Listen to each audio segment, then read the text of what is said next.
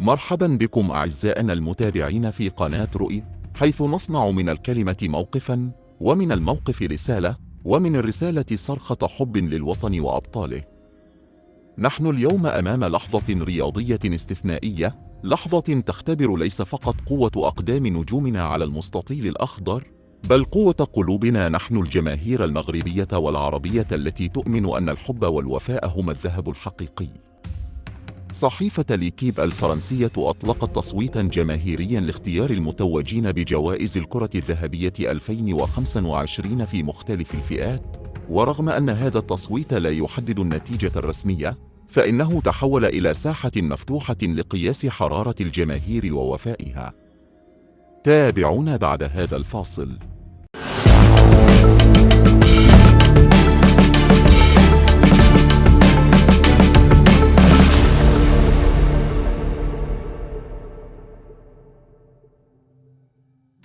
في قلب هذه المنافسة يلمع اسم ثلاثة أبطال مغاربة: أشرف حكيمي، النجم الذي أصبح أيقونة في مركز الظهير الأيمن، والذي يتصدر التصويت في فئة الكرة الذهبية رجال بفضل تألقه في المونديال وفي صفوف باريس سان جيرمان.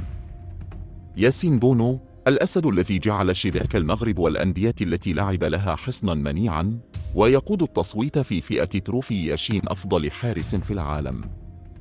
وأيوب بوعدي، النجم الصاعد الذي أثبت أن موهبة المغرب لا تعرف حدوداً وأن الجيل القادم يعد بالكثير.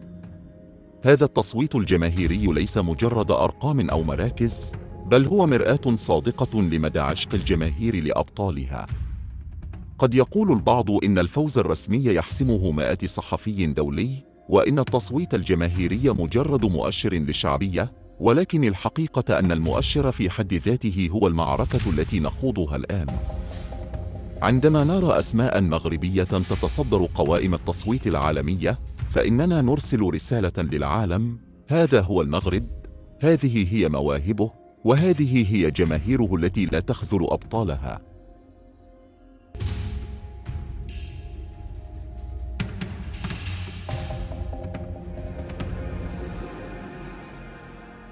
أشرف حكيمي مرشح للكرة الذهبية رغم التحديات، رغم هجوم الإعلام الفرنسي على أشرف حكيمي، رغم المحكمة الفيدرالية الفرنسية نزلت على أشرف حكيمي وقالت له أنت متهم بتهمة الاعتداء وغادي تضرب فيها 15 سنة. واخا هادشي كامل أشرف حكيمي مازال مرشح للكرة الذهبية، وإحنا ديما غنوقفوا مع أشرف حكيمي حيت أشرف حكيمي مغربي ديالنا. والناس اللي كيقولوا أنك زليجي، أنك كتزيد فيه، أنك هل أنتم جبناء؟ ما عندكمش إمكانيات؟ ما عندكمش حق أن تعيشوا فوق الأرض تحت السماء؟ واش مغربي ما يستاهلش الكرة الذهبية؟ ديما كنعطيو قيمة أوروبي ولا أمريكي، أمة أوروبية كتحكم فيكم، يجب أن تتحدوها، عمرك ما تحنيو الراس أمامها. أشرف حكيمي غادي نوقفوا معاه حتى آخر نفس، وكاملين بينا نديرو هاشتاغ كلنا أشرف حكيمي وأشرف حكيمي بالون دور.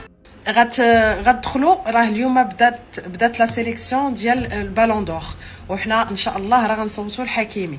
نورمالمون انا راه دخلت راني درت تصويتها، هي كتشوفوها، غنحط لكم لو ليان لتحت، دخلوا قلبوا عليه، راه حيت هما ولاد الحرام حيدين تصويرته. انا راه قلبت عليه بالرق الناشف باش نلقاه وسط اللعابه بزاف، قلبوا راه غتلقاوه. غتدخلي غتكليكي عليه، غتدخلي لو ليان، غديري ليه كوبي كولي وديريه في جوجل، غتخرج لك الصفحه ديال لا سيليكسيون، غتبركي على حكيمي وغديري سيليكسيوني صافي. هادشي اللي عندك. ولا قدرتي هذيك لاباج ديري ليها البارطاج مع خوتك ولا صحابك ولا ولاد خالك ولا ولاد عمك ولا ولاد الدرب. ديما مسكين كيفاورحنا، غنفاورحوه واحد شويه كيما فاورحنا مسكين، ودير معنا فهمتش، دير مزيان. يلا كلشي الاخوان يد في اليد، ويلا نفاورحوه حتى حنايا كيما كيفاورحنا حتى حنايا. يلا تحياتي. الشابو المغاربه فين ما كانوا، صراحه المغاربه خطر، المغاربه ما يمكنش. وقت الشده كتلقى المغاربه في جنبك، وقت الشده كتلقى المغاربه معاك. المغاربه في السراء والضراء. شتي واخا تكون بلادك فيها 200 مليون نسمه، شتي حنايا ب 40 مليون نسمه، قسما بالله العلي العظيم تا قادرين نديروا الفرق، وفرق اللي كبير بزاف، وكنتحدوا مع بعضياتنا. ترى ما يمكنش عباد الله. هذه راه كتسمى ريمونتادا داروها المغاربه الفرنساويين، هذه راه ريمونتادا تاريخيه عباد الله. شي غير البارح عثمان ديمبيلي هو الاول في التصويت ديال الكره الذهبيه، فرنسا كامله مصوته عليه، زائد لافريك اصل ديالو. عرفتي المغرب حطوا لهم اللين ديال اشرف حكيمي، مغربي ابا عن جد، المغاربه كاملين تبارك الله في العالم كامل هزوا التليفون، كاين اللي كيصوت وكيبغي يعاود يصوت بنفس التليفون. المغاربه كيبدلوا الجيمال وكيصوتوا على اشرف حكيمي. اشرف حكيمي هو الاول دابا في التصنيف ديال الكره الذهبيه. ترى ما يمكنش عباد الله، نتمنوا من الله ما يحشمش هذا الولد. هذا دار عام استثنائي، المغاربه تعاونوا معاه، صوتنا، درنا كلشي، نتمناو يتوج بالكره الذهبيه. هل هي مفاجأة في انتظارنا؟ المغربيان ياسين بونو وأشرف حكيمي يتصدران التصويت الشعبي على صفحة ليكيب حول الكرة الذهبية وجائزة أفضل حارس في العالم. إذن تعالوا معي أعزائي لنتعرف على طريقة التصويت وعلى النتائج المؤقتة في هذا الفيديو. أهلا وسهلا ومرحبا بكم في هذا الفيديو الجديد. هذا يوسف سمسماني يحييكم ويحدثكم من برشلونة. وكما قلت لكم في هذا التقديم يعني في هذا الاستفتاء أو هذا التصويت الشعبي الذي تجريه يعني الصفحة الرسمية لجريدة ليكيب الفرنسية التي تعتني كذلك بالشؤون الكروية والرياضية في الجمهورية الفرنسية، يعني أرى أن أشرف حكيمي وياسين بونو يتصدران على التوالي يعني جائزة أو ترتيب التصويت في جائزة أفضل لاعب في العالم والتصويت في جائزة أفضل حارس في العالم. الآن أشرف حكيمي هو من يتصدر هذا الترتيب في فئة الكرة الذهبية الرجالية، وياسين بونو هو من يتصدر هذا التصويت الشعبي أو هذا الاستفتاء الشعبي في فئة أفضل حارس في العالم. ولنكن صريحين، الانتصار الحقيقي ليس تلك الكرة الذهبية التي وصفها كريستيانو رونالدو مؤخرا بأنها فقدت بريقها أمام التلاعبات والمصالح، بل الانتصار الحقيقي هو أن تمتلك قلوبا ذهبية خلفك تحبك وتدافع عنك وتمنحك كل الاحترام لأنك منحتها الفخر والانتماء.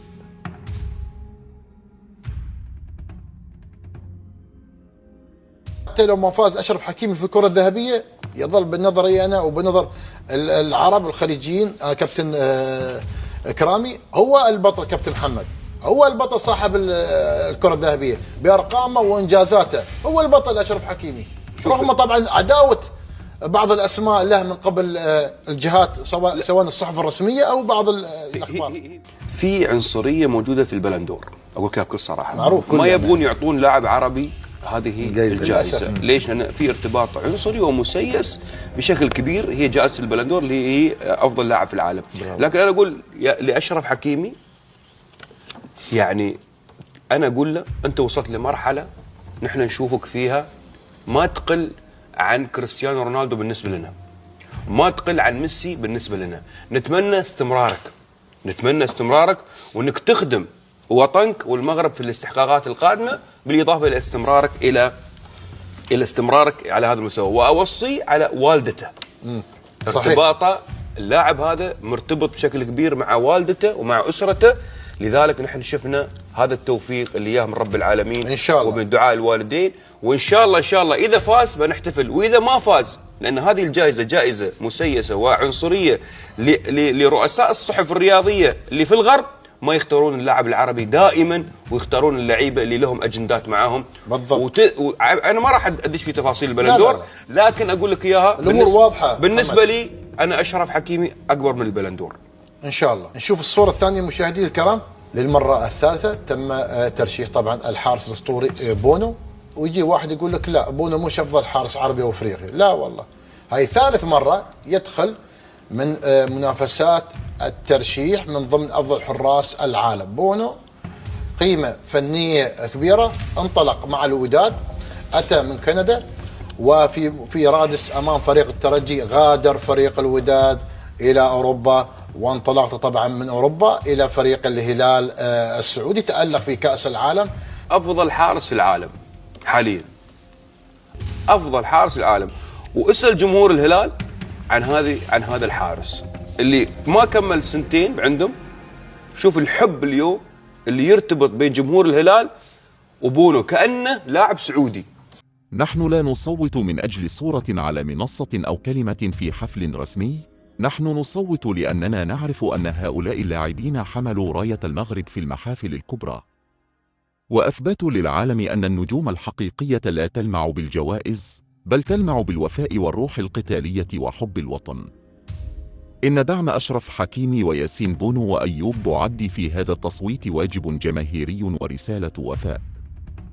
كل نقرة تصويت هي صرخة حب، وكل مشاركة للرابط مع أصدقائكم هي خطوة إضافية نحو تثبيت أسمائهم في الصدارة.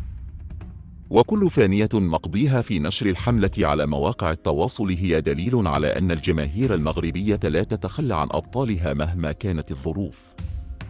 اليوم المعركة ليست في الملاعب، بل على الشاشات والهواتف وفي مواقع التواصل وفي كل مكان يمكن أن يصل فيه صوتنا. هؤلاء النجوم رفعوا رؤوسنا عاليا في المونديال وفي البطولات الكبرى، والآن جاء دورنا لنرد الدين. إذا كنا نريد أن نثبت للعالم أننا لا ننسى من منحونا الفرح والفخر، فلنترجم ذلك بالأفعال لا بالكلمات. فلنصوت جميعا، ولننشر الرابط في كل مكان، ولنجعل الأسماء المغربية في القمة حتى يعرف العالم أن لدينا جماهير من ذهب، وفية لا تشترى ولا تقايض. ولنتذكر دائما أن الانتصار على القلوب أهم وأبقى من الانتصار على الورق. فالكرة الذهبية قد تصدأ، أما قلوب الجماهير الذهبية فهي التي تمنح اللاعب الخلود في ذاكرة وطنه وشعبه. أبطالنا يستحقون، المغرب يستحق، ونحن الجماهير قادرون على صناعة الفرق. فلنثبت ذلك اليوم قبل الغد. وفي الختام ندعوكم بكل حب وحماس إلى التصويت بكثافة لأشرف حكيمي وياسين بونو وأيوب بوعدي. ستجدون الرابط في صندوق وصف هذا الفيديو وفي أول تعليق. ولنثبت أن جماهير المغرب لا تعرف المستحيل. ولا تنسوا دعم قناتكم رؤية بالاشتراك وتفعيل الجرس ليصلكم كل جديد، وترك تعليقاتكم المليئة بالحماس والوفاء واقتراحاتكم لمواضيع قادمة، لأننا معا نصنع المحتوى الذي يعكس صوت الجماهير ويخلد أسماء أبطالنا. إلى اللقاء.